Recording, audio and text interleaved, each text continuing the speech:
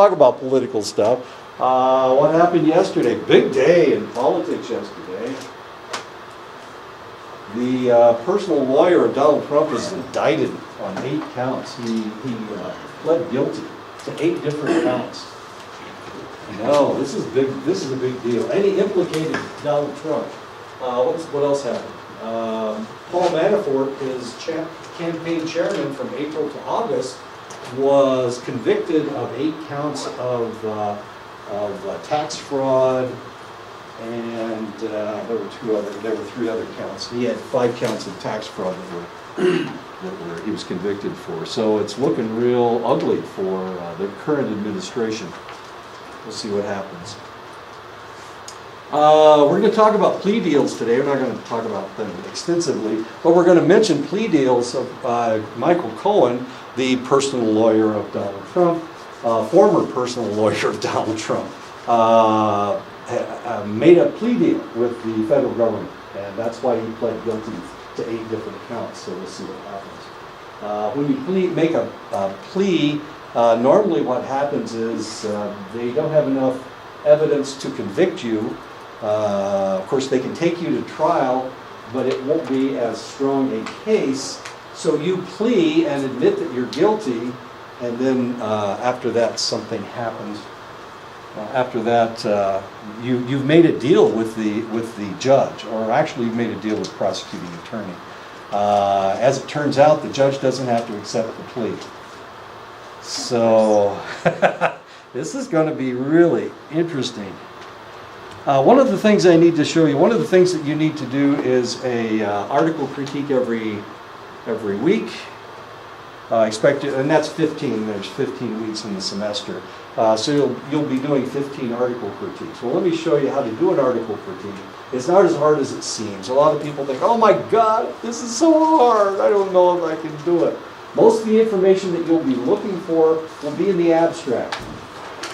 The abstract is that little paragraph of words at the very beginning of the article. This article is 13 pages long, and they explain the entire article in that one paragraph. Is it all the information that you need? And the answer is no. You're going to need more information. You're going to need to read the article, but you don't have to read the whole article. Some of the parts you can skip. You can probably get all the information you need for your article critique in about 15 minutes. You need to read the abstract, and then you need to look for specific pieces of information. The abstract will tell you what the article is about. The title tells you what the article is about. And this is a really long title. And that's the reason they make the title so long. This is pretty much the hypothesis. Kind of. In this case, it is. They're looking at the effects of recidivism. Recidivism means being taken back to jail. So if I commit a crime and then I go to jail and then they let me out, if I commit the crime again, that's recidivism. If they actually rehabilitate me miraculously, then I will not go back to jail. So I will not be recidivistic. Recidivism means going back to jail. Doing the same thing over again. Okay. So the title is the effect of justice system attitudes on recidivism, stable after youth's first arrest. So what they're trying to figure out is if juvenile incarceration works. That's what they're trying to figure out. Race and legal socialization among first-time youth offenders. So they were looking at people by race. And of course the 3 races that they were looking at were Latinos, African Americans, and Caucasians. As interesting as that is, I've read the article, so I got some of the information. So if we read the abstract, we're going to get a lot of good information from this. A lot of good information. So let's look at the questions that we have to answer. The first thing that you need to do is write down the title. Don't forget to write down the title.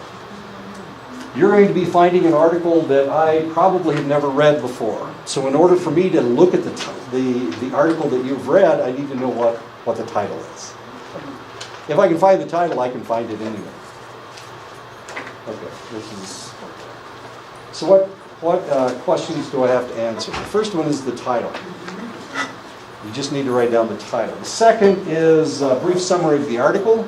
A brief summary of the article is in the abstract. Do not cut and paste the abstract. I don't want that. I want your interpretation of what the summary is, please. I would rather hear what you have to say than hear what they have to say. These people may be doing it wrong anyway. They may have an idea that isn't, or they may say that they're telling us something that they're not actually telling us. That happens all the time. So give me a summary, but give it to me in your own words. Don't cut and paste. If you have an article that you don't understand, don't use it. My goodness, don't use it. Wait a minute. Where am I? Okay. Okay, so if we look at the abstract, I actually have it really up there. Youth who hold negative attitudes toward the justice system are more likely to engage in crime.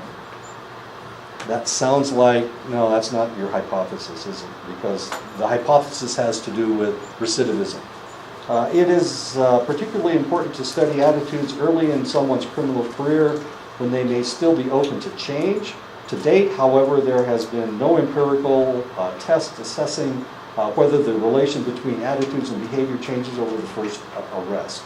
Using a sample of 1,216 first-time male juvenile offenders from the Crossroads study, the present study explored racial ethnic differences in the longitudinal patterns of youth attendee attitudes and reciprocal associations between youth's attitudes and both their offending behavior and rearrests in the 2.5 years after their first arrest.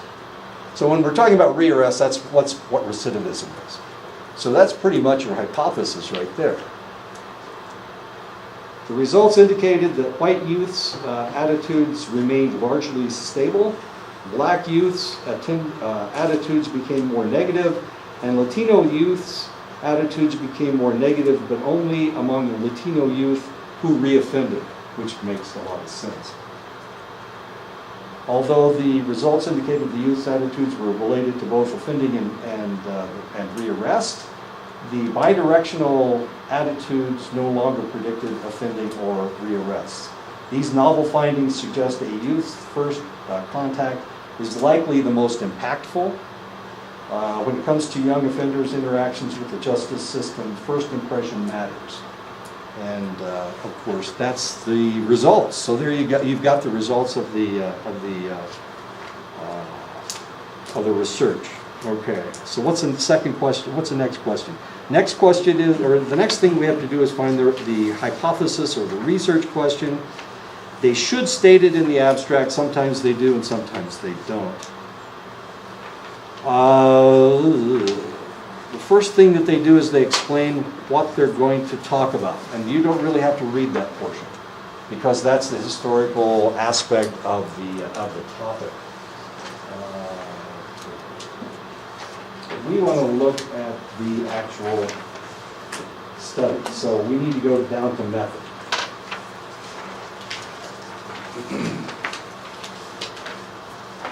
Do we have the hypothesis? Is the hypothesis in the abstract? Yeah, A and B. Okay. That's the hypothesis. So they were looking for two things. They were looking for racial ethnic differences in the longitudinal patterns of youth's attitudes and reciprocal association between youth's attitudes and both their offending behavior and rearrest in the 2.5 years after their first arrest. So the hypothesis is that they're going to get that information. So now we have to look at the procedure, and now we have to look at the method. And the first thing we're going to see is participants. Now this is really important. Who participated in it? What if they had 7 people? Is that enough? No. Probably not, but they've got 1,213 or something like that. 1,216. They're male, so we're not looking at females. We're only looking at males. They were between the ages of 13 and 17, so we've got that piece of information. Oh, they tell you what their offenses are. The youths had each been arrested for a range of non-felony offenses, with the most frequent charges including vandalism, theft, and possession of marijuana. Youths were sampled from 3 sites: Philadelphia, Jefferson Parish in Louisiana, which is right outside of New Orleans, actually, right in New Orleans, and Orange County, California. What do we know about Orange County, California? Anybody? Do you know anything about Orange County, California? It does tend to be a rich population. So this is really kind of interesting. So we're looking at a bunch of kids from a relatively wealthy area in California. It's very conservative. Orange County is where Richard Nixon comes from. And that's where most of his money came from Orange County, California, as odd as that may seem. So this really seems kind of odd. Now, why in the world would they use Orange County, California? And the answer is, they were at UCLA, and that's exactly. They're using people close by. Yeah, the study was done primarily at UC Irvine, and UC Irvine is in Orange County. Okay. Okay, it gives you a percentage of the races. 46% were Latino, 37% were black, 15% were white. Now, where in the world did they find their Latino population? It had to have been Orange County. We're talking about New Orleans, we're not talking about very many Latinos, and Philadelphia does have Latinos, but not that many. Okay. So the vast majority of the individuals that they tested were Latino. Well, 46% compared to 37% compared to 15%. All right. So what do I need to find out? What are we looking for? We're looking for the sample. So you can give me all that information. We know that they were male. They were between the ages of 13 to 17. That the crimes were fairly petty: vandalism, theft, and marijuana possession. The other information that is important is the breakdown of the races. 46% Latino, 37% black, and whatever percent, 17% white or something like that. Anyway, okay, so that's the sample, and this is really important. So the important aspects are that we have broken down the population, the sample, by race, and we know that they're all male, and we know that none of them are adults. They're all between the ages of 13 and 17. Describe the target population in the sample. We've already done that with all the information that we have. How were they selected? They were selected using the Crossroads study. These were all first-time offenders, right? That's how they were selected.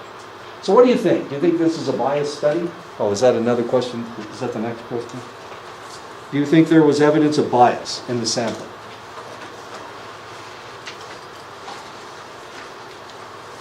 Do you think there was any bias in this sample?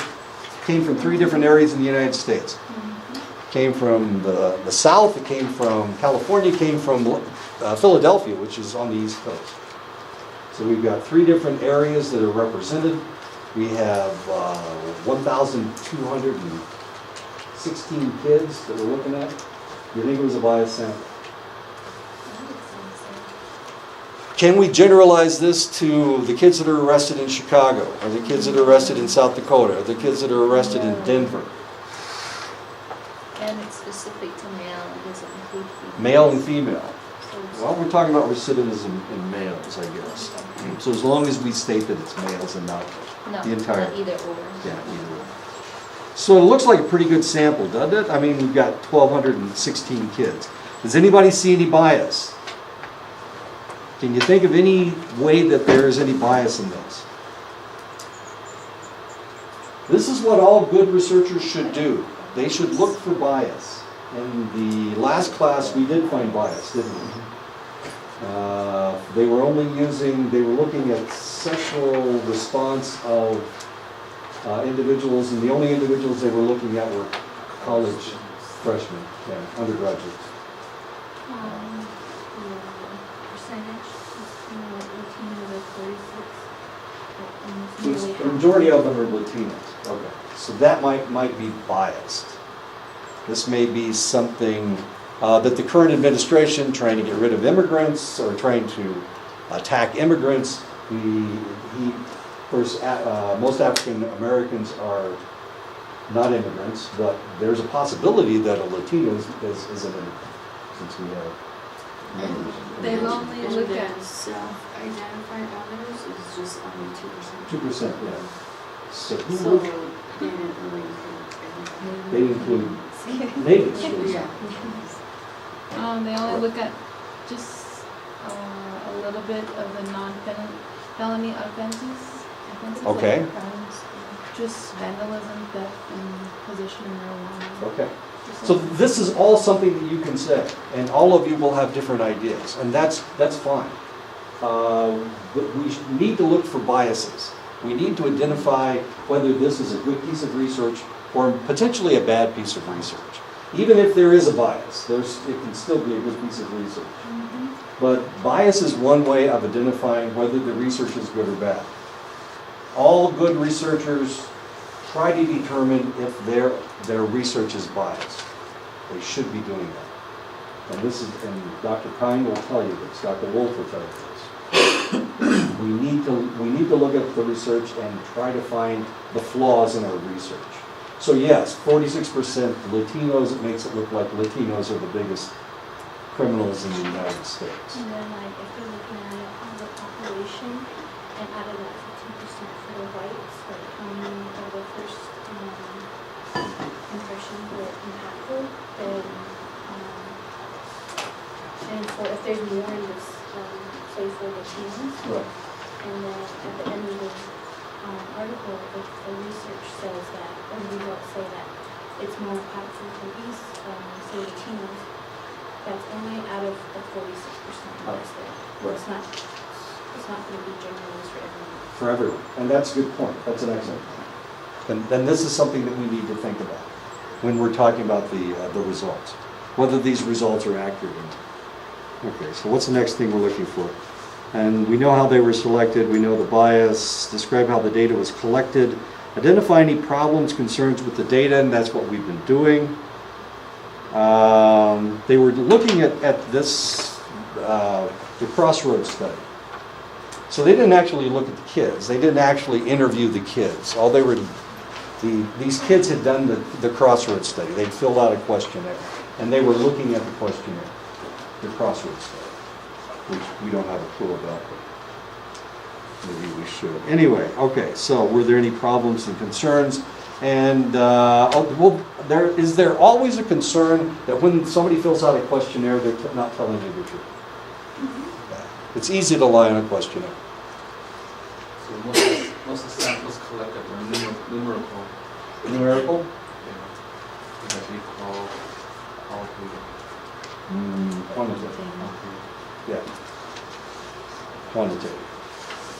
It was numerical, yeah, they're giving us numerical information. Okay, interesting. How the data was collected. Analysis of the data identified the statistical tests that were being used. One of the problems that I had when I started doing this, really getting into psychology, was the fact that I didn't understand the statistics. I'd taken statistics classes, but statistics classes seem like math classes, don't they? Rather than classes where you learn nomenclature. You don't really learn the right words. You know what you learn ANOVA and you know how to do it, but what type of statistics should be used in this study? I mean, that's really a question that I Would you use have. the decision tree on that? I'm sorry? The decision tree? I don't know what that is. Well, Sue has it. It's like, how can you say, it's like different, it's like a tree, I guess, in a way, like describing, I don't know how to say it. I'll show you the paper. Okay. Yeah. Did She has a Dr. copy of it. Oh, no, Sue. Dr. Wolf, okay. She gave us oh my God, I'm just not thinking of the name. I've never taken a class from Dr. Okay, Wolf, so I have no idea she what gave it us is. something like this, and we had to read it, and we had to Uh-huh. figure out what type Statistics should be used? Okay, that's interesting. See, they didn't do that to me. Maybe you could share it with all of us. Yeah, I'll bring it in. And I think this is really important because when you do get into statistics class, a lot of times you don't have the background, you don't have the knowledge of these tests, so you don't know what to use. And eventually you go through whatever tests you go through. You don't go through all of them. Statistics is books this thick. So there's lots and lots of different tests that you can use, but you never come in contact with them. So one of the things I want you to do is you don't have to understand the statistics, you just need to tell me what the statistics that they use. And they will tell you in a special section where they're talking about how they did the statistics. And that is,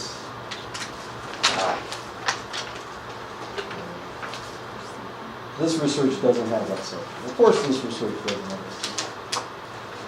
Put it at the end of the Results, it's under results. Results from the likelihood ratio x squared test suggested that both the random intercept. That doesn't explain what the statistics use. They should tell you whether it's they should tell you the p-value, they should tell you whether they use the t-test, they should tell you whether they use regression analysis. That information should be in here. And if it's not, just tell me that it's not in there. Most psychologists are not statisticians. Dr. Wolf is, Dr. Klein is a statistician. I am not. When I did my research, when I did my dissertation, I had to I had to send my dissertation to somebody. I sent them my results, and they did the statistics. Somebody else did the statistics. I hired someone to do the statistics for me.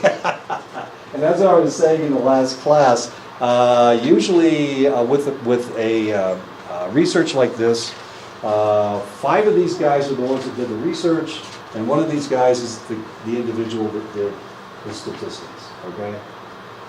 There is a statistician here, we just don't know who they are. Usually it's the guy that's the farthest away. As fun as that is. Okay, here, yeah, this is it. That's all I need.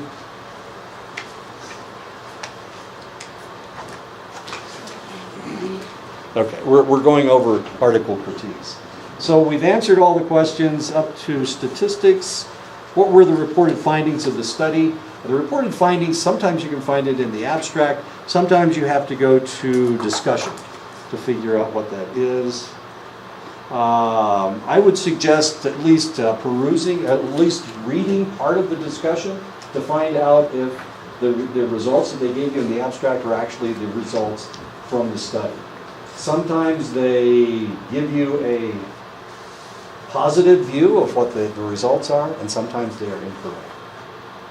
This happens. So you need to make sure that what they say they saw in the study is actually what they saw in the study. So how in the world does this ever get published if the results don't really fit what they said the results should be? How'd they ever get it published? I don't know. But it happens. You'll see that it happens. What were the reported findings? Were the findings statistically significant? In that results section, you will find out whether these are significant or not. The results were significant. In my own research, I was looking at different aspects of resilience. I was looking at age, I was looking at gender, looking at the level of education, and I had to determine whether that was, whether age had anything to do with resilience, whether education had anything to do with resilience. And as it turned out, they didn't. Young kids can be just as resilient as old people. Not quite, but they are, that wasn't significant at all. The other thing I found out was that the level of trauma, which is one of the things I was measuring, the level of trauma had nothing to do with the level of resilience. That doesn't make sense. The more trauma you've been through, shouldn't you be less resilient? If you've never been through trauma, you should be more resilient, right? If your trauma was less severe, you should be more resilient. Okay. And this is what we found all over the world with different populations. The worse the trauma, the less likely the individual was to be resilient, except with one population. My study replicated 2 other studies that were done on Indian reservations. And what they discovered on the other 2 studies, one that was done on the Navajo reservation, the other was done in Tohono O'odham down on the Mexican border. What they discovered was that level of trauma had nothing to do with resilience. That no matter what they'd been through, they were still resilient. And that's what I discovered. It was not significant. Trauma had nothing to do with resilience. The one thing that did have to do with resilience was culture. The more you adhered to your culture, the more resilient you were. And that was the only significant result. So you need to look at resilience, or at the level of significance. This research, I'm not exactly sure. I haven't really read that part. Anyway, is there anything else that we need to look at? So you need to tell me whether the results were significant. And usually they'll tell you in the abstract. Sometimes you'll have to go down to the discussion to find out whether their results were significant or not. Did the conclusion of the study reflect the actual findings? Now that's kind of a tough one, because that's you interpreting their results. And as a student of psychology, it's your job to determine whether this is true or not. Some people have an agenda. They're doing research trying to find negative things about select individuals or positive things about select individuals that aren't there. And sometimes you can skew your statistics. You can use a statistical measure that gives you exactly what you want. That happens. Statistics are not pure. And the reason they're not pure is because you can use different methods, different types of statistics, and get the results that you're looking for. So that's what you have to determine. As students of psychology, you have to determine whether this piece of research is accurate. So one way to do that is to read the discussion and to compare it with the abstract. Okay. It's a lot more fun than it sounds. Especially when you find that somebody lied. Oh man, why did they do that? That's a question. So that's how you do an article critique. You can crank one out in 15 or 20 minutes. It's easier if you use a empirical research, something where they were trying to measure something. If it's not that type of research, and there are articles that don't have anything to do with research. But if it's empirical, like this was, they look at the Crossroads study. They try to determine how many, whether the Latinos and African Americans had a problem with recidivism and fights, of course. And this is what they discovered. But I find, and I agree that 46% Latino is a really high number. Why were there so many Latinos, especially if we're dealing with a population in New Orleans and a population in Philadelphia? Why were there so many Latinos? If we watch Cops, are almost all of their criminals Latino? Color of skin. They're a minority of one ilk or another. Or are they black? Some people in the United States are scared of black people because they watch Cops and they see all of these criminals who are black. Are there ever any white people on that show? Ever? I'm just curious. I never watched Cops, so I don't know. But I was flipping through the channels the other night, and they had a female cops, and they were showing female cops arresting people. I thought that was kind of interesting. Because if it was a guy, the guy was always trying to beat him up. Was always trying to break away. It's kind of funny. Anyway, I didn't watch the whole show, so I can't give any better information than that. Okay, so let's look at what we're talking about. There's a lot of political stuff happening right now. There's a lot of legal stuff happening right now. Paul Manafort was just convicted, and Michael Cohen just pled guilty to 8 counts of tax fraud and violations of the election code or something. Fascinating stuff. Big day yesterday. So today they're going to interpret all this information all this partial information they gave us yesterday. So we'll see what's going on. Lots going on in politics right now. Lots going on as far as criminal cases are concerned. So we see these criminal cases taking place on television. Well, actually, we hear about them taking place on television. And we really need to understand what's going on because we need to decide who to vote for. Right? Because we all vote. Okay. So we all need to decide who to vote for. How will we know who to vote for unless we watch the news? And the other question is, which news do you watch? And if you believe the president, some of the news is fake news. And he's right, some of the news is fake news. But the question is are the people that he calls fake news, is that really fake news?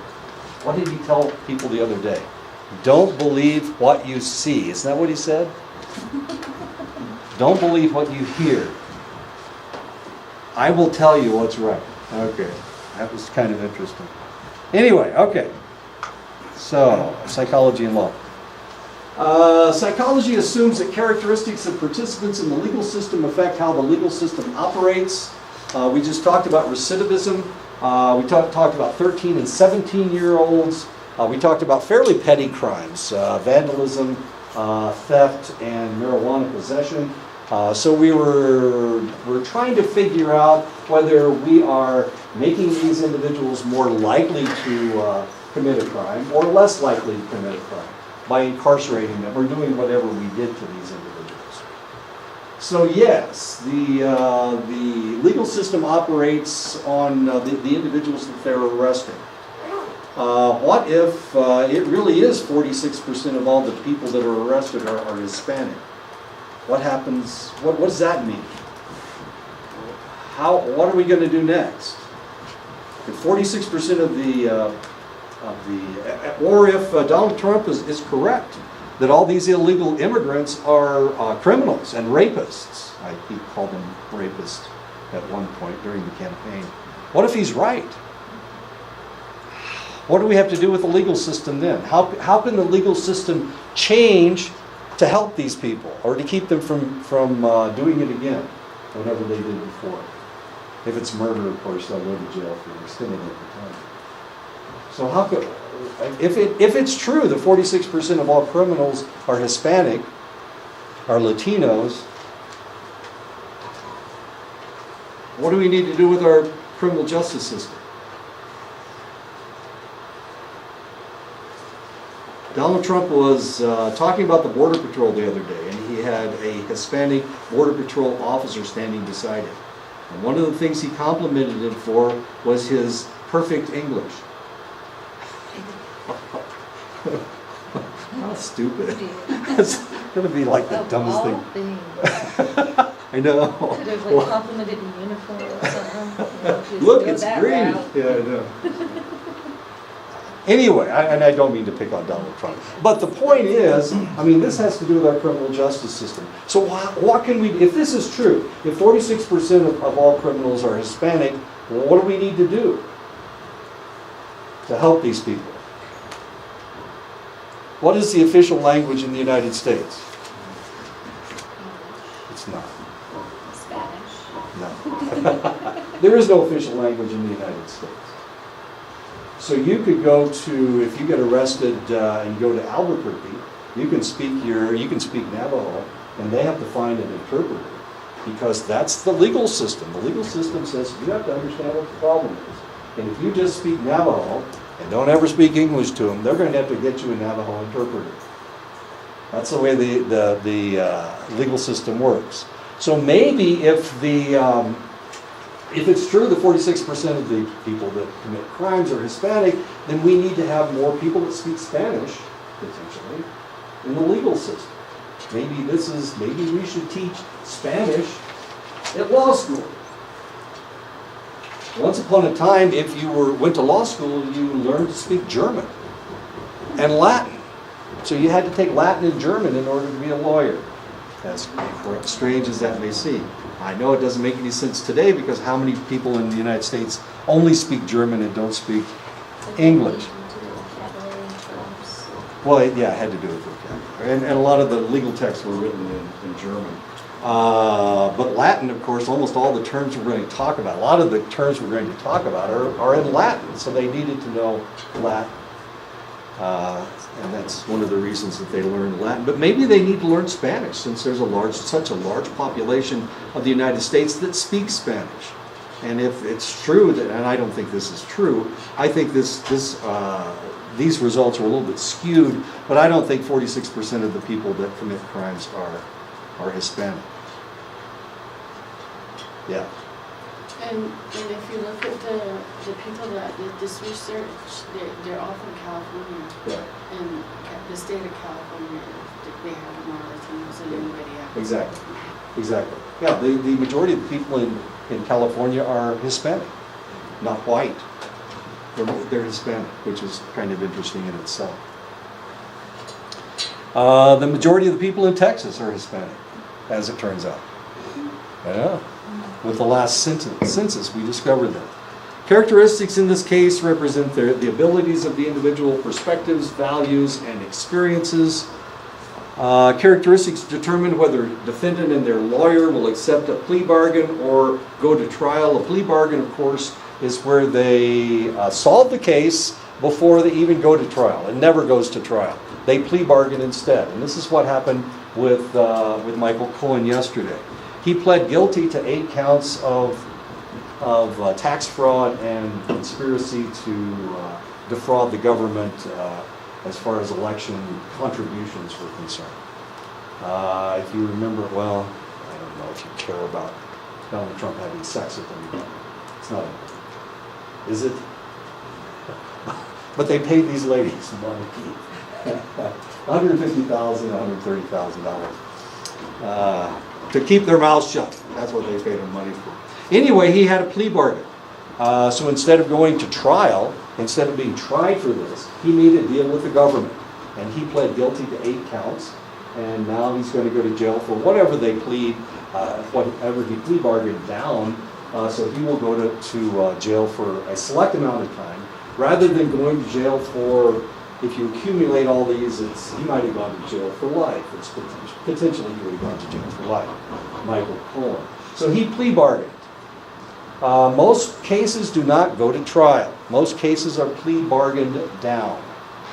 And usually if you ever watch any of these shows on television, normally they will request that you do this. It costs the government a lot less money if you cop a plea. And if you cop a plea, usually you admit that you're guilty, and then they reduce sentence. They will reduce your sentence, or they will they arrest you. We used to do this in the military. They'll arrest you for 3 different things, and you plead guilty for one of those things, and then they throw the other 2 out. The cases I'm thinking of, I don't know why I got it. Yes, I do. I got involved in these cases because I was a laboratory technician and I did rape kits. So if some lady accused a guy of rape, we have no eyewitnesses except for the lady and the guy. He says he didn't do it. She says he did do it. We have a rape kit, and they investigated the lady, and they found injury done to the individual during the encounter. A lot of times what they will do is they will charge him not only with rape, but also if he's married, they'll charge him with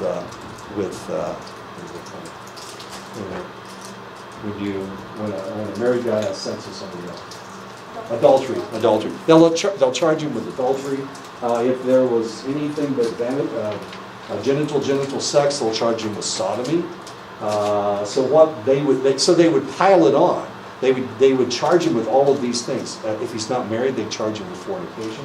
This is a law in the United States military. So they charge him with all these things, and then when they plea bargain, they would just charge him with rape if he plea bargained down. Otherwise, they'd throw the book at him because he was also guilty of adultery and sodomy and whatever else. So they would do this. They would put all these charges on this individual, and then of course he would plea it down. And that's the way it works. And that's how plea bargaining works. And that's what Michael Cohen did yesterday. He pled guilty. They had, if you remember, they confiscated all of his records, and then they determined how many of the records that they could use. So they had all of this evidence against Michael Cohen, and potentially they had 26, 50, who knows how many charges they could have made against him, but he pled guilty to those 8, and potentially there was a lot more that they could have charged him with. And this happens a lot. If a relative of yours, something horrible happens to that individual, and they catch the guy and they take him to court, a lot of times the individual will want the book thrown at this guy, but in order to get a conviction, what they have to do is they have to charge him with a number of things, and then they have to throw some of them out. This is what happens with rapists a lot. The individual will be charged with all of these different things. Usually it has to do with incarceration, where they wouldn't allow the person to leave. So they charge them with that, they charge them with rape, they charge them with assault. And then when they plea it down, of course, they just charge them with assault or maybe false imprisonment or imprisonment. And they throw out the rape charge. This happens sometimes, unfortunately. And then, of course, they don't go to prison as long as you want them to. And they also, because they weren't charged with rape, now they're not a sex offender. And a lot of times that's really important to people, that they don't become sex offenders. So this is the way plea bargaining works. A lot of times you want this individual to go to jail, and you want this individual to be charged with the crime that they actually committed, but they can't get a conviction, so they have to plea bargain it down. He pleads guilty to something. At least he has become a felon. Now he can't vote, or potentially have a gun. But some states, of course, felons can have guns, which is kind of interesting as far as that goes. Characteristics determine whether a Hispanic juror will be more sympathetic toward a Hispanic defendant than toward a non-Hispanic defendant. If the two individuals are Hispanic, potentially one person will understand the other. They won't want to see somebody of their own group go to jail or to be charged with something. Does this make sense?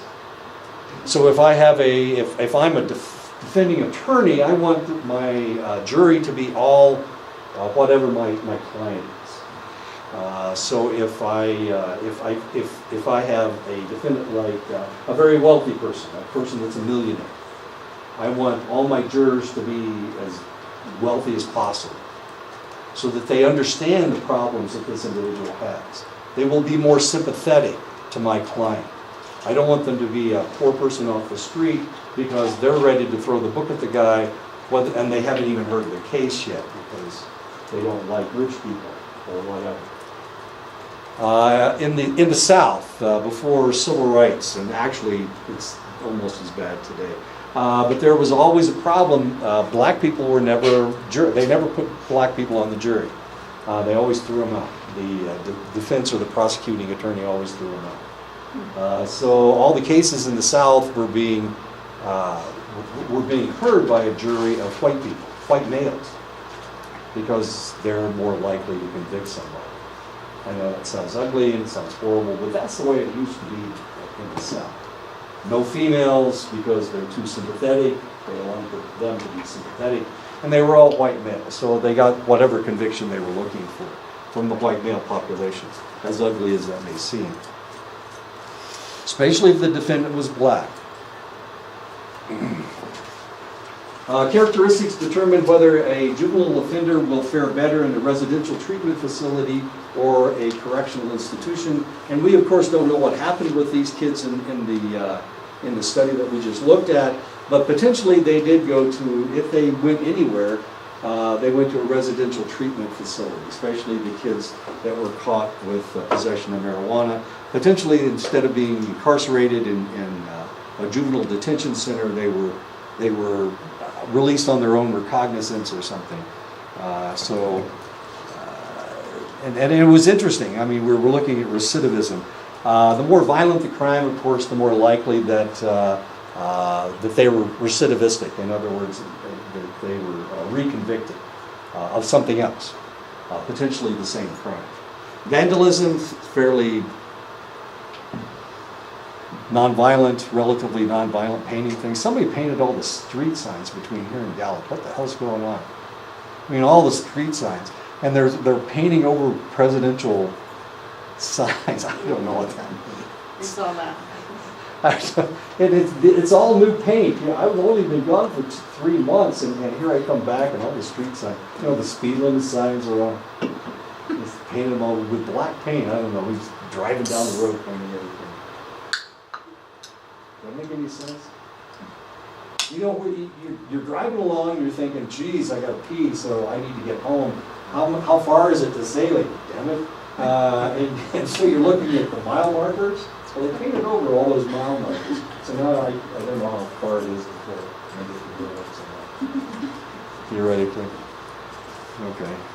I don't like to stop at the lake because, wow, that place stinks.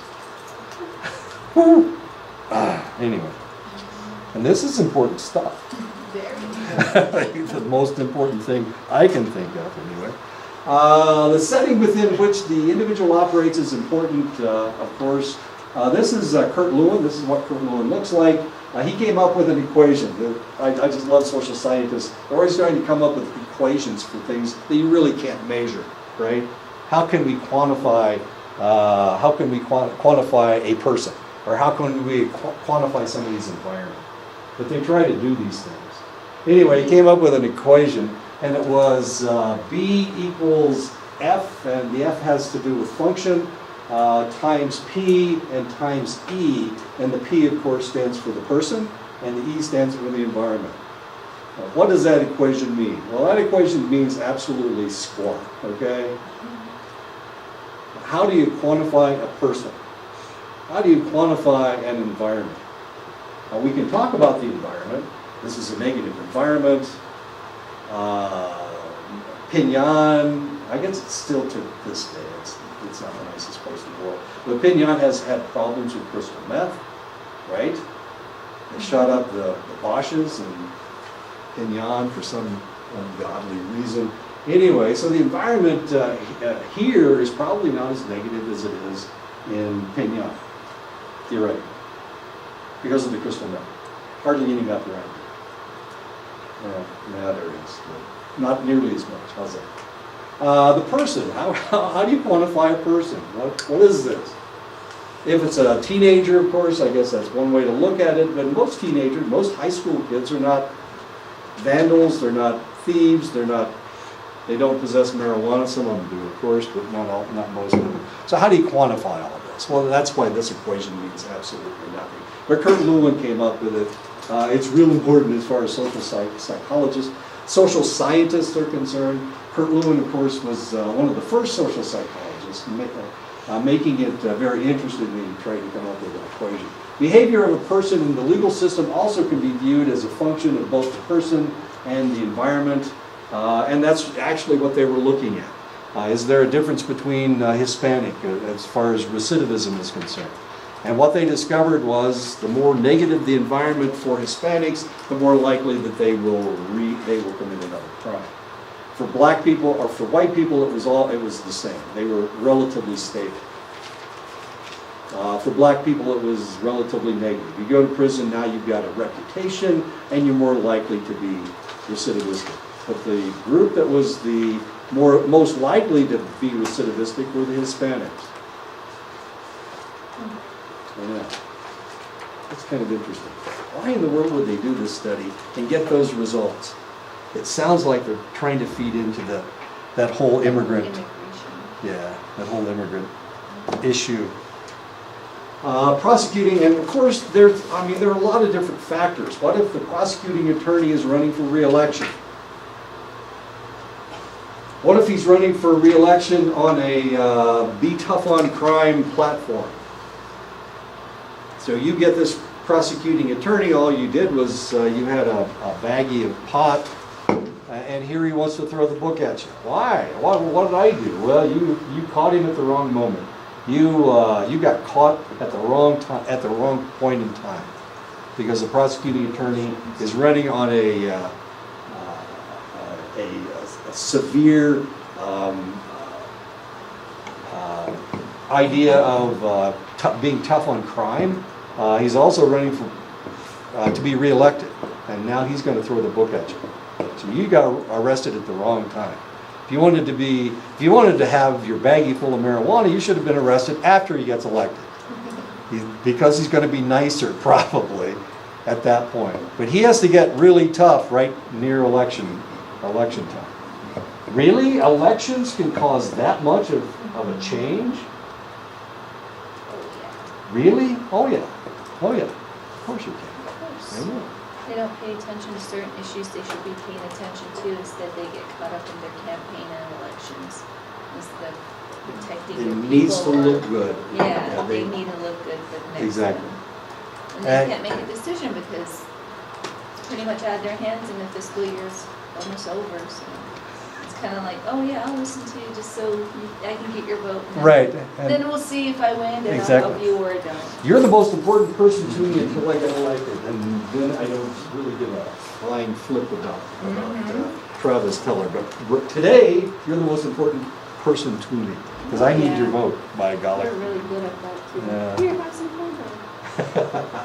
A juror holding out for a guilty verdict may yield if all of the other jurors passionately proclaim the defendant's innocence. And of course, that's true as well. 1150. Yeah, okay. I'm trying to get all this straight in my mind. A juvenile offender may desist from criminal behavior if his gang affiliations are severed. This is really kind of interesting. I was teaching at Ashford University. Ashford University had a lot of students. Ashford's in Clinton, Iowa. Clinton, Iowa is about 120 miles from Chicago. So a lot of our students were from Chicago. Well, interestingly, we had a lot of Hispanic students from Chicago. The Hispanics that were living in Chicago at the time were relatively new to Chicago. And new immigrants tend to band together. Because they were banding together, there's a lot of gang violence. Not so many black gangs in Chicago, but a lot of Hispanic gangs, because these are new individuals. They need that protection from other Hispanics. So they grouped into gangs, and the gangs had to do with not only the school that you went to, but the street you lived on, 13th Street, 24th Street. It was really kind of interesting. I had a student, an excellent student, this really smart kid, but he had been a part of a gang, and the only way that he could survive in high school, not get beat up, little bitty short kid, soccer player, he's a really good soccer player. But the only way he could survive was to join a gang. So he was in a gang, and he got arrested at some point. And at that point, he quit the gang, and he concentrated more on his soccer. He concentrated more on his athletics. The gang would allow him not to be part of the gang if he were an athlete, as confusing as that is. Or is that confusing at all? Does that make sense?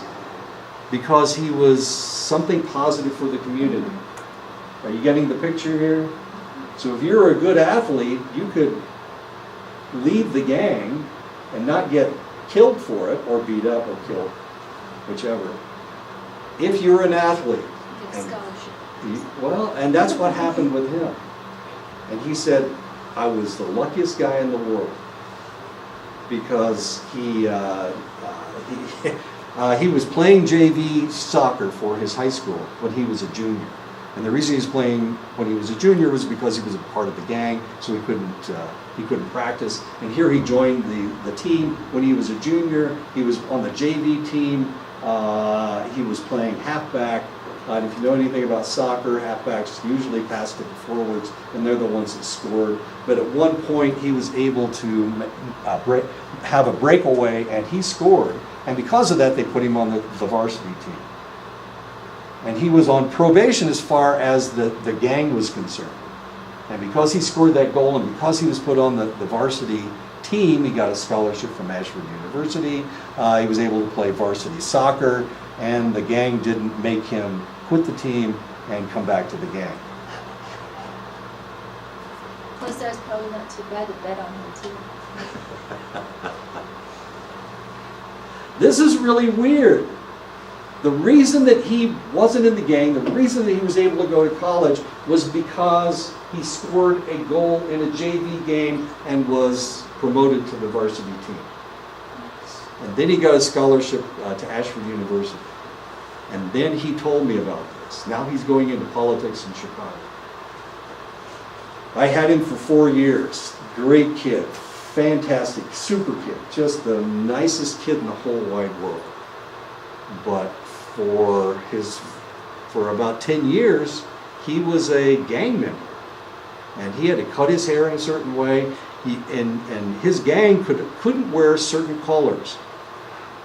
They could only wear, his gang was the beige gang, so they only wore beige. They couldn't wear any dark blue. If you wore dark blue, then you were you got beat up. So you couldn't wear dark blue. It was really kind of weird. They were the 13th Street gang. There was a 24th Street gang, and they wore blue. So, and there was a kid from the 24th Street gang that was at our college. And these two kids were the best friends in the world. If they had been back in Chicago, when they went home, they couldn't communicate with one another. But when they were at Ashford, they were the best buddies in the world. And the guy from 24th Street gang, he didn't play soccer, but I don't know, somehow he was able to go to college. Okay, so how important is being in a gang? If we can sever these ties, then we can get rid of all of this detritus, all of these things that people have to do. Cut their hair in a certain way. He had a scar on the back of his head. That was the mark of his gang, was this scar on the back of his head. They rubbed his head with an eraser until they pulled out all the hair, and they carved away all the skin with an eraser. And he had this line across the back of his head. So he grew his hair long to cover up that scar, as curious as that is. The other kid had a scar right here in the middle of it was like the part of his head. I know, it was really kind of weird. Okay, so if we can get these kids away from the gangs, then potentially we can save them. We are all active participants in the legal system. We all face daily choices to follow or break the law. When I drive to Gallup, I drive 65 miles an hour, which I know is faster than I should go, but I know that Denise drives faster. People pass me when I'm going 65 miles an hour. I used to go 60, and everybody passed. Old farmers in junk trucks were passing me on the road. You know, the ones that are kind of crooked because they bounced over the ruts so many times that their frame is bent, you know, and so they're driving down the road kind of like this. They're driving down the road, stuff is coming out of the back of their truck, you know. Okay. Those guys were passing me. But now that I drive 68, and as long as Denise is not on the road, I'm okay. But I do speed, and I decide to do that almost every day. When I drive around the loop, it's 20 miles an hour. I don't know, I go 30, but I'm not even looking at the speedometer. I mean, who's going to stop me, right? Is Monty going to jump down off the 6th floor with his cape? And what are you doing driving so fast? So we all have to decide whether we're going to speed or not. I have to decide how fast I'm going to drive when I go between Navajo and, is that Navajo? Navajo and Fort Defiance. Fort Defiance and Window Rock, that 4-lane highway. Oh, yeah. Looks like you should be able to go 70, no, probably not. Like Okay. 55. And actually, if you're gonna run into a cop, that's where you're gonna run into them, right there between Fort Defiance and... And they'll be going 65 too, so don't worry. Well, I don't know. They might stop me. I know that they can arrest me, but they can slow me down. Anyway, so I have to decide whether I'm going to speed or not. If you see somebody shoplifting, will you report them? You're at Walmart. The Waltons are the richest people in the United States. I mean, there's like 9 of them, and they're like the richest people in the world. They got Sam's Club, I whatever. know. So if you see somebody shoplifting at Walmart, you do anything about it? You know, I actually think that's probably why they did the self-checkout stand, to try to get rid of as much things as they want, because I know that's the easy place where you don't have to scan everything. Oh, really? Even though they're looking over your shoulder, just like, Had they ever stopped you and No, checked your... I mean, I scanned things It and was then like I this. noticed afterwards it ain't to go through and it's like Walmart, it's Right. a hot, sweaty crowd and you're like, When I screw went- it. When I went to the Snowflake, these Belgana people were in front of me, and Right. the guy up front, he was letting them go, and then he saw me, and he's like, "Can I see your receipt?" And I was just like, No. I You was can like, say "What?" that. You can say no? I was like, "How come you didn't check their receipt?" And they're just like, "Oh, we're just taking precautions," and it's like, okay. See, you look like a thief. That's your problem. You look like a speeder. We know It's you're a not like, speeder. I don't even need to steal. Well, if it makes you feel any better, they always I check know. my That was receipt. so weird. I was just like, Uh, this is dumb. Everything was in the bag, and I was just like, this is I don't know, dumb. but I rolled out of Walmart to back dog food You stole a bag of dog food. Did you go back and pay for it later? No. Where was I that I went back and paid for something? It was Walmart. It's the easiest I place to put have something just in my those pocket and accidental- I forgot all about it. You know how they have like those ponchos hanging Right. up right there? Well, I put one on because I was cold, you know, and I was just shopping and I forgot I even had it on. I walked out with that too at one point. My so. goodness. I mean, it's the Waltons. I mean, even living in Florida, they really didn't mind, like, if a kid ran out with something. Sure. You know, whatever. But of course, the place where I lived in Florida was a very small town, so that might have had something to do with it. Everybody knows. So is it like this side of the room? They're all thieves or something? I'm admitting it. I'm an honest thief. Oh, there we go. Now I understand. I Accidental. feel bad. I feel bad. I put something in my pocket at Walmart, and I forgot all about it until I got outside. I went, "Oh my God, I didn't pay for that. It's like $1. $1. Yeah, I know, $1. I went back and I went through The subject. the self-check aisle and paid for it. I felt so bad. Anyway, okay, so reporting some shoplifting, of course, we'll probably not report somebody shoplifting, probably. But what if you saw a wealthy person stealing a bottle of wine or something? Somebody that's, not a college student. What if you saw Donald Trump stealing something? Would you report him? Yeah. Yeah. I mean, if they're not like you, isn't it more likely that you're going to report somebody? But no. Rich people? Rich people are the biggest thieves in the world. That's why they're rich. I know it's not really fair. I'd like to feel rich, so. Accidentally. And I don't want to be rich. I don't want to be rich. I don't want to have money. I mean, I've got enough. Burden. I'm happy. I don't need to be a billionaire or a millionaire. And I don't know. I didn't vote for Donald Trump. But a lot of people voted for him because they want to be rich too. They went to Trump University because they thought he was going to tell them how to become a millionaire. And he didn't tell them jack squat. And of course, whether to vote to change a law such as legalization of marijuana. This is a really controversial subject right now. It is legal in several states, in like a half a dozen states. Well, I guess the number's 10 at this point. Medical marijuana is legal in half the states in the union. Marijuana is legal in Washington State. It's legal in California. It's legal in Colorado, oh geez. How do they ever get anything done in Colorado? Isn't it gonna be on the ballot for New Mexico too? It was on the ballot last time, maybe it's gonna be on the ballot again in New Mexico. It was on the ballot in Arizona. Arizona, but a lot more people voted for the higher pay instead of their marijuana, so Makes that was sense. a switch off. Do you It want, was either or, Do you so want- even though people wanted both, you know, you had to choose either or, so a lot more people chose more pay than Let's take more. marijuana. of course, we're white, we like money, that's the most important thing. They're trying to get marijuana legalized in the United States. What's the reason?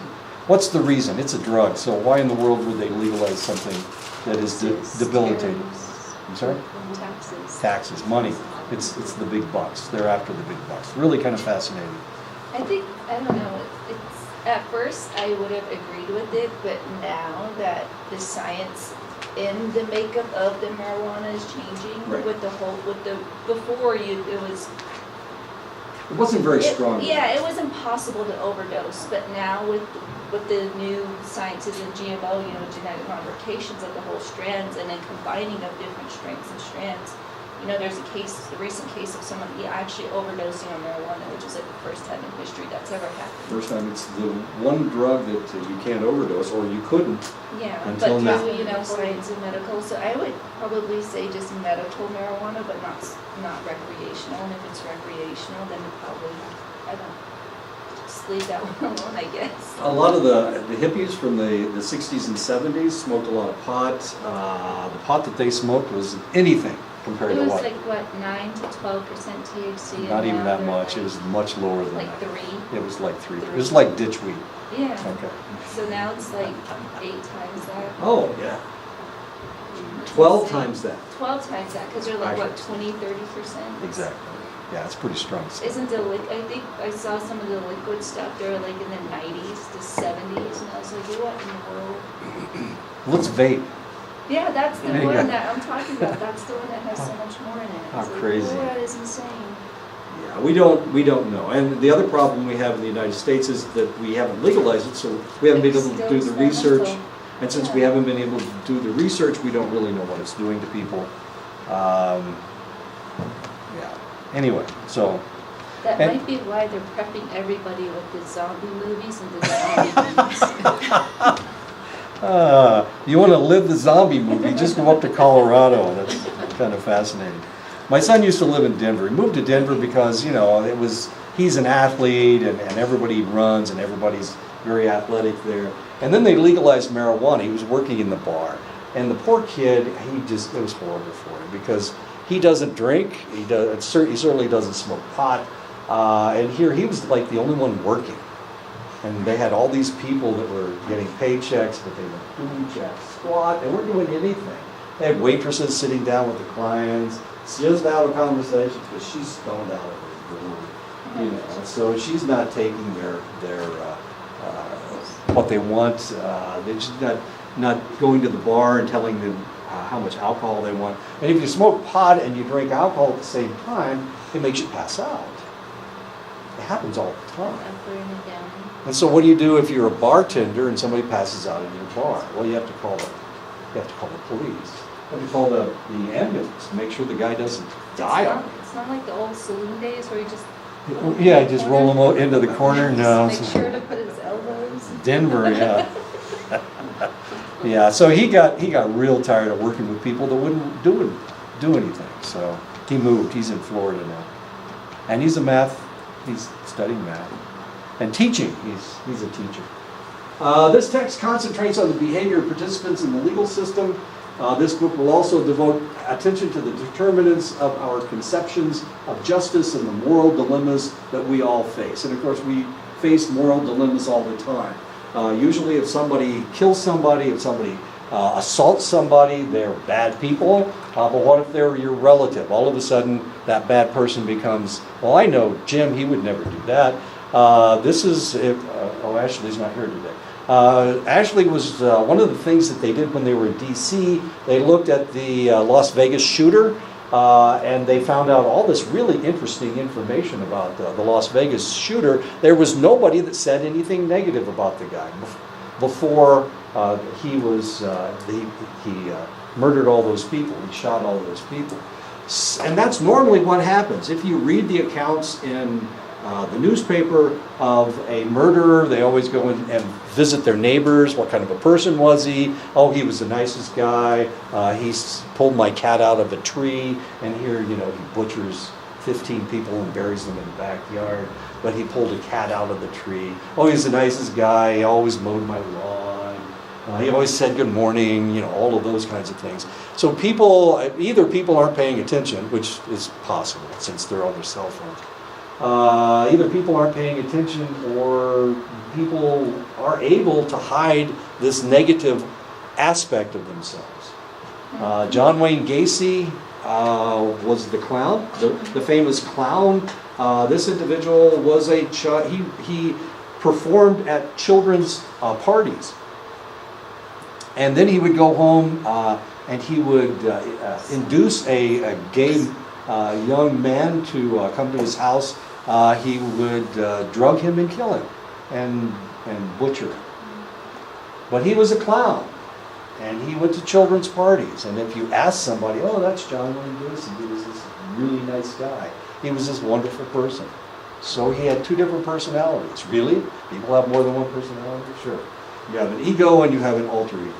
You have what you present to other people, and you have the hidden figure. And this is something that we have to remember is very likely. Is that kind of like Charles Manson's rock star alter ego and his, Messiah Right. alter ego? So Yeah, and so if you looked at him playing his guitar, his eyes were one way, but if he was the Messiah, his eyes were completely different. crazy guy. Scary stuff. Most criminals are that way. If I were a criminal, and I did horrible things at night, I could come to work and you guys wouldn't recognize me. I would never, as long as there was no trigger. So we couldn't talk about this one thing. I wouldn't get to that point. I wouldn't let the conversation go to something, whatever it was that I was, my alter ego. I wouldn't want to go to that. Say I was a rapist. I would never talk about sexual response. Yeah, because that would be a trigger for me. So I wouldn't be able to talk about that in class. Look into my eyes. Am I a murderer or something? Okay. Can you tell if somebody's a bad person just by looking at them? Can you? Maybe. Like, people aren't good, people aren't bad. I think the reactions and reactions are the good or the bad. To select stimuli. Yeah. Okay. So that's what we have to watch for. Okay. What am I talking about? The main focus will be the role of psychology in the criminal and the civil justice systems. That usually has to do with interpreting whether somebody should stay in jail or somebody should be released. Forensic psychology is something that I did for a short period of time when I was going through my PhD. There was another individual that was working on his PhD, and he was an individual that determined if somebody should be released from prison. And the people that he judged as to whether they should be released or not were individuals that had been rapists or child molesters, and that was his specialty, was dealing with these individuals. You can imagine a forensic psychologist doesn't really want to deal with these people. And since he didn't have his PhD yet, he was the one that got to do it. And because he got to do it, he hired me as a consultant, and we looked at various cases. Who are the biggest liars in the world? Who are the best liars? Alcoholics are the best liars. They're really good at it. All they want to do is keep drinking, and they'll do anything to keep drinking. The other people are people with antisocial personality disorder. So if this individual had antisocial personality disorder and they were a rapist, it was really difficult to determine whether they were lying to you or not. Now, I'm pretty cynical. Oh, really? I am very cynical. I'm kind of hard to lie to. I want to believe you. I really do want to believe you. But if you've done something bad, and you're trying to tell me that you're not going to do something bad, you really have to convince me. Okay. That's how cynical I am. Okay. So while we were working on cases, and of course they want to release them from prison because they need the jail space and all the rest of that stuff. So while we were working on it, I think we worked with 15 different cases. There were only 2 people that I agreed that should be released from prison. Only 2 people. These were individuals that had raped as juveniles and had been tried as adults. And those were the only 2 that I agreed should be released. And both of these guys had spent like 15 years in prison. And so they went in as 15 or 16-year-olds, and they were now 30 years old. And these were the only 2 that I found that should be released. So we read 15 cases, and 8 of them were released. And 2 of them I agreed with, the other 6 I didn't. Okay. But he still hired me as a consultant. And the reason I didn't work with him anymore was because I was too strict with my readings. I couldn't, I saw flaws in what they were saying, that they would commit other crimes. Anyway, so forensic psychologists generate and communicate information to answer the specific legal questions or to help resolve legal disputes. We're going to talk about some of the things that they do. One of the things they do is these individuals are trained as clinical psychologists whose specialty involves the psychological evaluation and treatment of others. So if you want to be a forensic psychologist, the first thing you need to do is get a license to counsel. They are clinical psychologists. So they've gone through a counseling program. These psychologists are often asked to evaluate an individual and prepare a report for court or to provide testimony. A lot of times what we're looking at, I didn't see any of these cases, but there were other individuals that were working in the same field, and they were supposed to determine if somebody was too mentally ill to stand trial. That's one of the things that they do. And a lot of times each side will hire their own psychologist, and they'll find one that's cynical that will say that this guy should stand trial, or they'll find somebody that's a little bit more open, and he will say that the guy shouldn't stand trial. They're seeking to identify mental illnesses that might affect their ability to go to trial, of course, and that's one of the things that forensic psychologists do. Do we have time? We don't. We have to stop right here. We'll start with Madonna next time. Don't get too excited. She's like 100 years old, isn't she? What's the guy saying? She's like 60. I was like, she's 63. She's 63? Oh my God, she's younger than I am. She must be a baby. Okay. She looks kind of dried up. She's awfully skinny. I wonder if she's on crystal meth. There's another picture of her. I don't know. So we'll start out with a video next time. Madonna dancing at 150 years old.